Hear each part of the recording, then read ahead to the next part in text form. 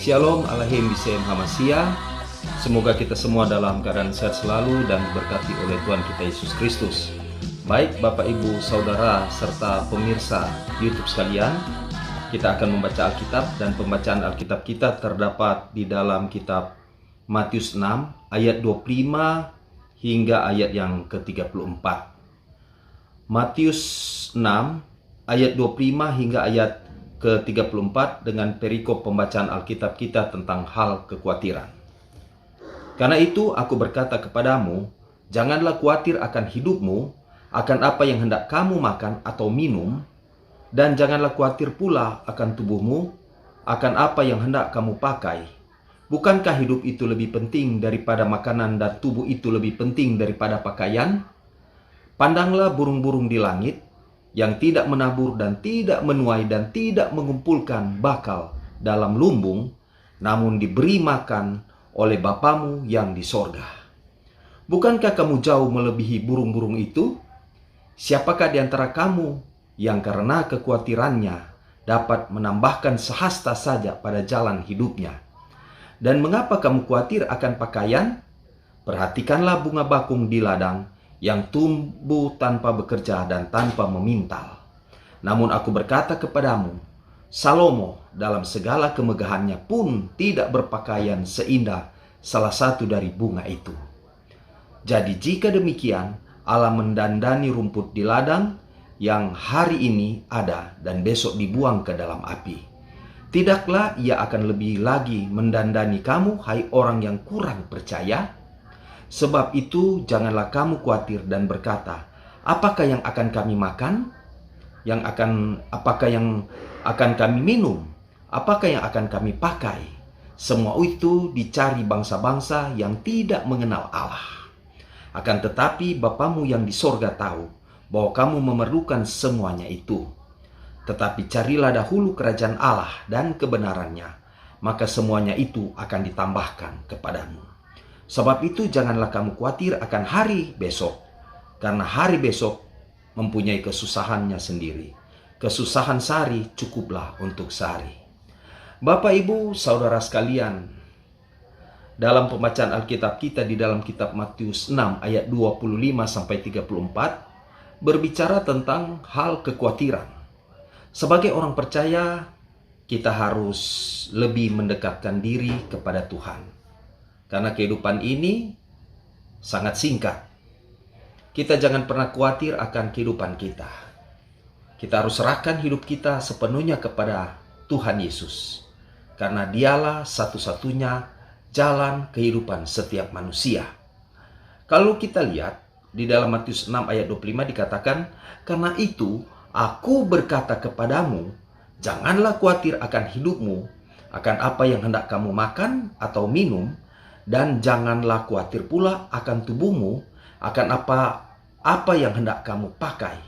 Bukankah hidup itu lebih penting daripada makanan dan tubuh itu lebih penting daripada pakaian? Jadi di dalam kitab Matius 6 ayat 25, saya mengambil tema, janganlah khawatir akan hidup ini. Kita jangan pernah khawatir, sebab kalau orang yang khawatir adalah orang yang jauh di hadapan Tuhan Yesus. Sebab Yesus adalah jalan satu-satunya kehidupan manusia. Tidak ada jalan lain selain di dalam Tuhan Yesus. Jangan pernah khawatir tentang apapun juga, tetapi nyatakanlah dalam doa dan ucapan syukur. Seperti di dalam kitab Filipi 4 ayat 6 mengatakan, janganlah hendaknya kamu khawatir tentang apapun juga, tetapi nyatakanlah dalam segala hal keinginanmu kepada Allah dan doa dan permohonan dengan ucapan syukur. Seringkali kita sebagai manusia, hal khawatir itu muncul dalam kehidupan kita. Tuhan, mengapa Tuhan saya sudah berusaha? Saya berusaha untuk merubah hidup saya menjadi orang yang lebih baik. Saya mulai membangun hubungan baik dengan Tuhan. Mulai saya beribadah, rajin berdoa. Tetapi Tuhan, mengapa terlalu banyak masalah, tantangan, cobaan yang telah saya hadapi? Ingat bahwa kita hidup di dunia ini hanya sementara. Kita diuji agar supaya kita bisa naik level. Orang yang percaya kepada Tuhan Yesus berarti dia harus sungguh-sungguh, bukan cuma setengah-setengah.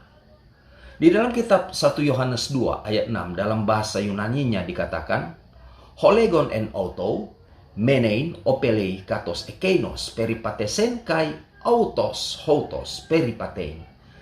Barang siapa mengatakan bahwa ia ada di dalam dia, bahwa ia ada di dalam Yesus Kristus, ia wajib hidup sama seperti Kristus telah hidup. Berarti kita harus hidup di dalam Yesus Kristus. Di luar Yesus Kristus tidak akan ada jalan keselamatan. Yesus Kristus adalah satu-satunya jalan keselamatan bagi umat manusia. Orang yang mengandalkan manusia dan mengandalkan kekuatannya sendiri pasti akan jauh dari hadapan Tuhan. Jangan kita menganggap bahwa kita kuat. Jangan menganggap kita pintar. Jangan menganggap kita punya segalanya.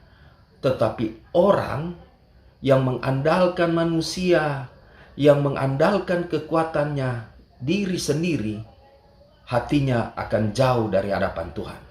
Coba kita lihat di dalam kitab Yeremia 17 ayat 5 mengatakan, beginilah firman Tuhan, terkutuklah orang yang mengandalkan manusia, terkutuklah orang yang mengandalkan manusia.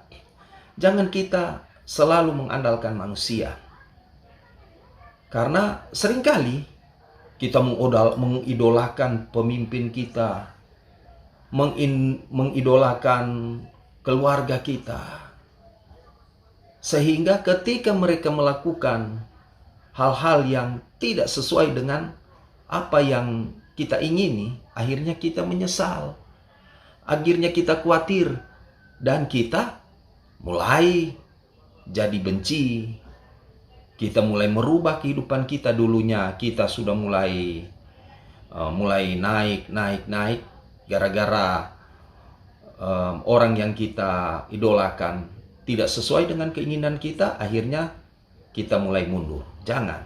Makanya dikatakan terkutuklah orang yang mengandalkan manusia, yang mengandalkan kekuatannya sendiri. Jadi mengandalkan manusia, mengandalkan kekuatan sendiri, dan yang hatinya menjauh daripada Tuhan. Jangan andalkan diri sendiri. Jangan kau menganggap dirimu pintar. Tetapi ingat, kepintaran itu adalah kasih karunia daripada Tuhan Yesus. Tanpa kasih karunia Tuhan Yesus, kita tidak bisa berbuat apa-apa. Di luar Tuhan Yesus, kita sebagai manusia tidak apa-apanya. Mari kita harus lebih bersemangat, lebih mendekatkan diri kepada Tuhan Yesus. Kita harus rajin, taat, dan setia. Keadaan dunia saat ini terjadi perang di mana-mana. Coba kita lihat. Perang antara Israel, Palestina, Israel dengan Lebanon, Amerika dan Inggris menyerang Yaman, Houthi, Irak menyerang Iran, dan seterusnya, dan seterusnya, dan seterusnya. Ini sudah awal Perang Dunia Ketiga. Berarti kita harus lebih awas. Kita harus lebih mendekatkan diri kepada Tuhan. Jangan pernah kita pandang enteng dengan kehidupan ini. Artinya, andalkanlah Tuhan dalam segala hal. Jangan kita mengandalkan kekuatan diri kita, mengandalkan orang lain. Nah, orang yang mengandalkan Tuhan pasti hidupnya diberkati. Siapa bilang orang yang mengandalkan Tuhan tidak diberkati? Kalau orang mengandalkan Tuhan, apapun yang ia kerjakan, lakukan, pasti diberkati oleh Tuhan. Dalam Yeremia 17 ayat 7 mengatakan, diberkatilah orang yang mengandalkan Tuhan, yang menaruh harapannya kepada Tuhan.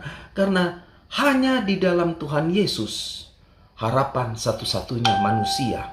Di luar Tuhan Yesus tidak ada harapan. Keselamatan tidak ada lagi. Karena hanya di dalam Tuhan Yesus. Di luar Tuhan Yesus tidak akan ada jalan keselamatan. Karena Yesus telah memberikan nyawanya untuk kita, mati untuk kita. ketika dia mengorbankan dirinya mati untuk kita, darahnya yang mahal itu menebus dosa saya, Bapak, Ibu, Saudara sekalian. Jadi diberkatilah orang yang mengandalkan Tuhan, yang menaruh harapan kepada Tuhan, berharap sepenuhnya pada Tuhan. Ketika kita punya masalah hidup, kita cari Tuhan. Jangan di saat kita sakit baru kita mencari Tuhan, tetapi ketika kita sembuh, kita lupa akan Tuhan. Setiap hari kita membangun hubungan yang baik dengan Tuhan, berharap sepenuhnya kepada Tuhan. Karena orang yang berharap kepada Tuhan pasti akan diberikan jalan keluar setiap masalah kita. Tuhan, hari ini saya begitu berat masalah saya, Tuhan. Hari ini Tuhan, saya terjerat dengan dosa yang begitu berat. Kau harus cari Tuhan. Tuhan Yesus Maha Pengasih. Dia menyayangi Bapak, Ibu, saya, dan saudara. Tuhan pasti menolong kehidupan kita semua. Bukalah hati kita. Terimalah Dia sebagai Tuhan di dalam kehidupan. Karena tanpa Dia tidak akan ada jalan keselamatan. Yesus mengasihi Bapak, Ibu, Saudara sekalian. Ketika kita punya masalah, beban yang berat, mari kita datang kepada Dia, berharap kepada Dia, minta agar supaya Tuhan bertahta dalam kehidupanmu. Tuhan ada dalam hidupanmu. Tanpa Dia kita tidak akan berhasil, Bapak, Ibu, Saudara sekalian. Tanpa Dia jalan keluar jalan keluar itu tidak akan ada. Tetapi Yesus adalah jalan kebenaran itu. Yesus adalah jalan dan jawaban dalam kehidupan kita. Makanya Yeremia 17 ayat 7 mengatakan, diberkatilah orang yang mengandalkan Tuhan, yang menaruh harapan kepada Tuhan dengan sepenuh hati. Kasihilah Tuhan Allahmu dengan segenap hatimu, dengan segenap jiwamu, dengan segenap akal budimu. Mencintai Tuhan bukan setengah-setengah. Mencintai Tuhan dengan tulus hati. Memberikan seutuhnya ke dalam tangan Tuhan. Ketika kita mengalami penderitaan yang berat, ketika kita mengalami masalah hidup yang berat, mari kita pegang. Kita pegang dada kita, berdoa kepada Tuhan. Tuhan Yesus, Tuhan Yesus Kristus anak Allah, ampunilah dan kasihanilah aku orang berdosa ini. Itu adalah doa puja Yesus. Tuhan Yesus Kristus anak Allah, ampunilah dan kasihanilah aku orang berdosa ini. Mulai saat ini aku akan menjadi anak yang takut akan Engkau, akan menjadi seorang Kristen yang berguna, seorang Kristen yang berubah, sehingga saya bisa menjadi contoh, menjadi teladan, dan menjadi saluran berkat di tengah-tengah banyak orang. Percayalah Bapak, Ibu, Saudara sekalian, Yesus adalah jawaban hidupmu. Ketika kau mengalami beban berat, Yesus akan membuka setiap jalan. Jalan tertutup Dia akan bukakan. Serahkanlah kekhawatiranmu kepada Tuhan, maka Ia akan memelihara engkau. Jangan pernah khawatir. Ketika kita mengalami kekhawatiran, serahkan seutuhnya pada Tuhan. Jangan cari dukun, jangan cari yang lain. Lebih utama adalah cari Tuhan. Carilah dulu kerajaan Allah dan kebenarannya, maka semuanya itu akan ditambahkan kepadamu. Carilah Tuhan. Ketika kau khawatir, panggil Yesus dalam hidupmu. Yesus, tolong aku, selamatkan hidupku, selamatkanlah jiwaku, tolong aku Tuhan. Sehingga Dia akan melepaskan hidupmu. 1 Petrus 5 ayat 7 mengatakan, serahkanlah segala kekhawatiranmu kepadanya, sebab Ia yang memelihara kamu. Tuhan memelihara hidupmu. Dia tidak pernah meninggalkanmu. Dia tidak membiarkanmu. Coba kau pikir, saya hidup di dunia ini, semuanya itu hanya karena kasih karunia Tuhan. Di luar Tuhan Yesus tidak akan ada. Kekhawatiran hidupmu ketika Tuhan beracara dalam hidupmu, pasti kau akan menerima kelegaan. Jangan pernah meninggalkan Tuhan. Percayalah kepada Tuhan dan lakukanlah yang baik. Jadi ketika kita berteosis, hidup di dalam Yesus Kristus, menyatu dengan Yesus Kristus, sehingga dikatakan percayalah pada Tuhan dan lakukanlah yang baik. Serahkanlah dirimu pada Tuhan dan percayalah kepadanya. Coba. Di dalam kitab Mazmur 37 ayat 3-5 mengatakan, percayalah kepada Tuhan dan lakukanlah yang baik. Diamlah di negeri dan berlakulah setia. Dan bergembiralah kepada Tuhan, maka Ia akan memberikan kepadamu apa yang diinginkan hatimu. Serahkanlah hidupmu pada Tuhan dan percayalah kepadanya dan Ia akan bertindak.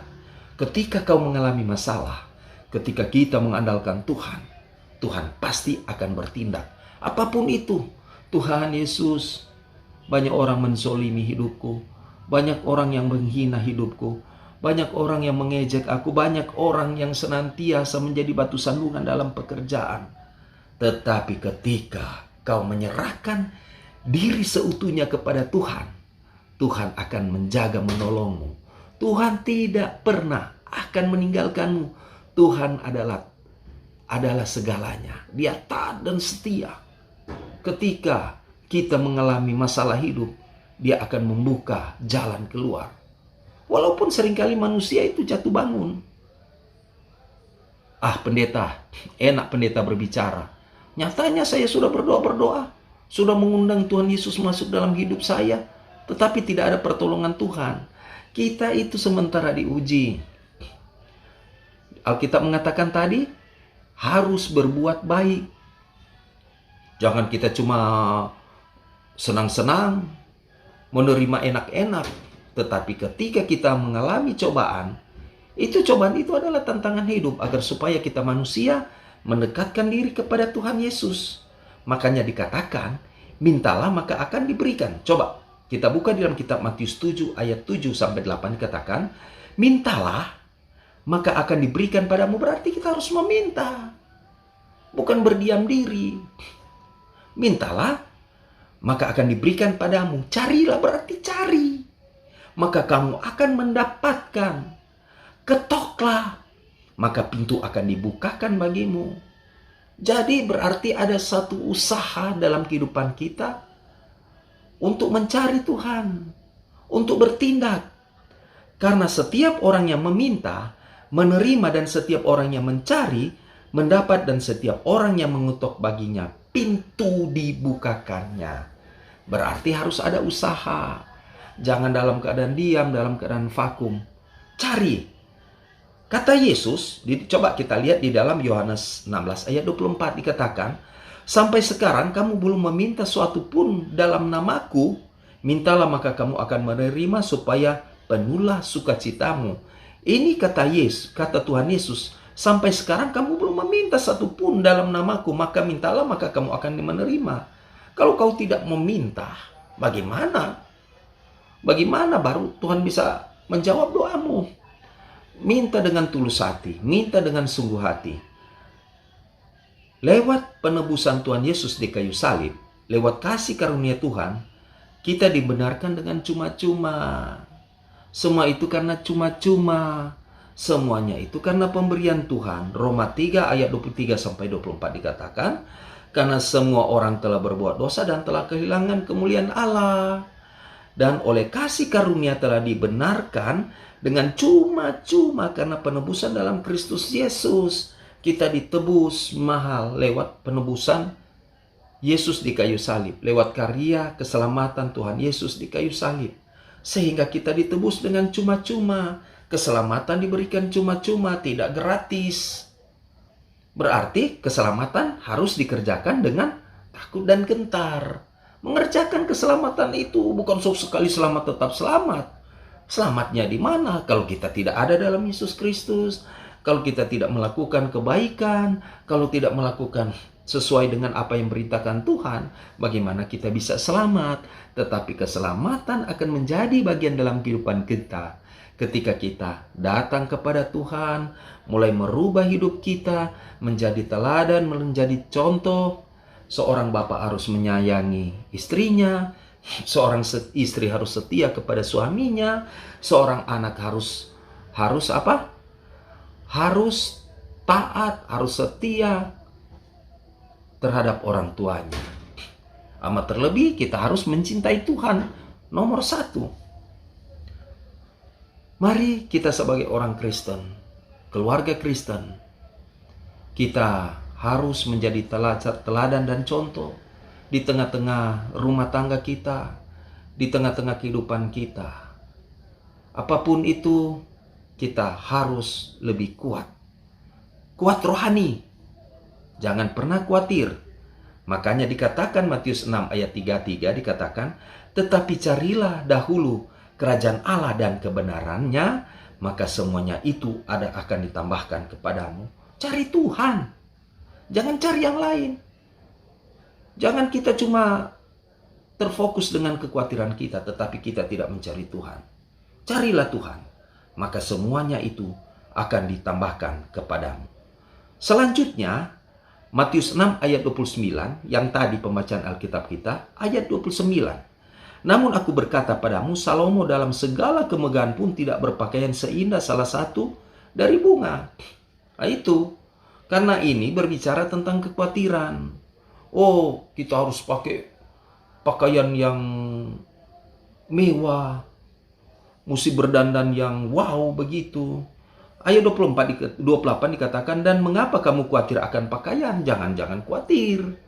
Kemudian, perhatikanlah bunga bakung di ladang yang tumbuh tanpa pekerja dan tanpa memintal.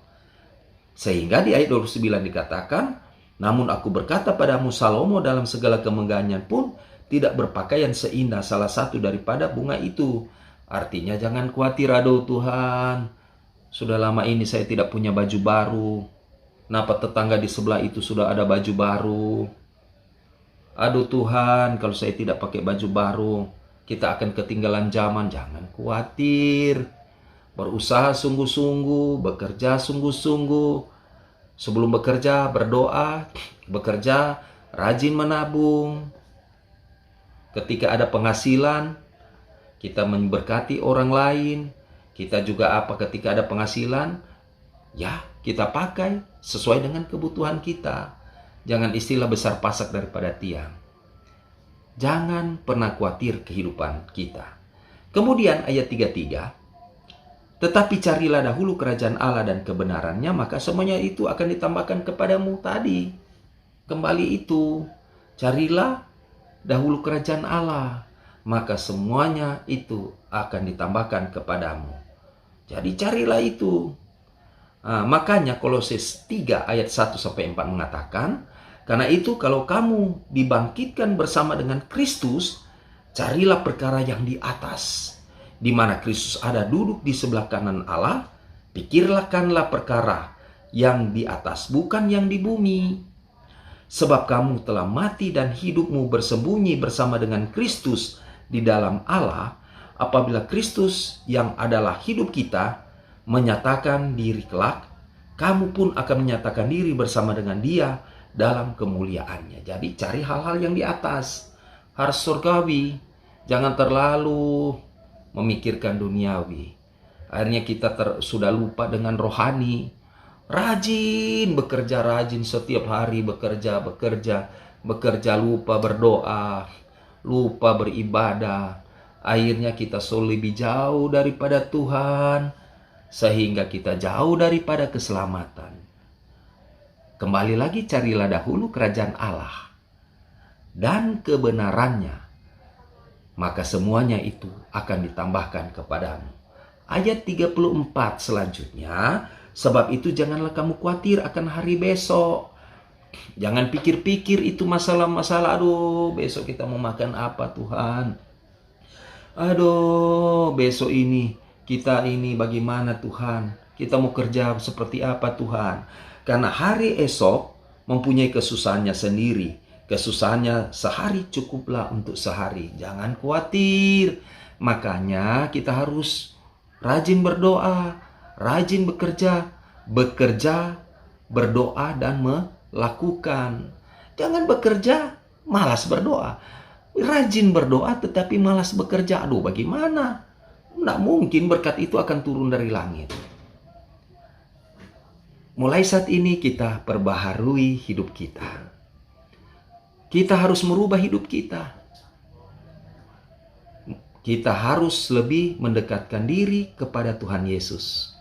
Sebab Tuhan Yesus masih menunggu kita. Jangan pernah khawatir akan kehidupan. Karena ketika kita sudah ada di dalam Yesus Kristus, Yesus Kristus ada di dalam hidupmu. Kau akan diberkati. Jangan pernah khawatir. Karena kita masih menjadi milik Kristus. Kalau kita hidup di dalam Yesus Kristus, niscaya hal kekhawatiran itu sudah tidak ada lagi, lenyap. Tetapi kita menempatkan Yesus di dalam kehidupan kita. Dan Dia bertahta dalam kehidupan kita. Sehingga Galatia 2 ayat 20 mengatakan, namun aku hidup, tetapi bukan aku sendiri yang hidup, melainkan Kristus yang hidup di dalam aku. Yohanes 3 ayat 30. Biarlah dia semakin besar, kita semakin kecil. Biarlah dia semakin bertambah-tambah, dan kita semakin berkurang-kurang. Saya tutup. Shalom Aleichem Bisem Hamasia, Christos Anesti, Alitos Anesti. Amin.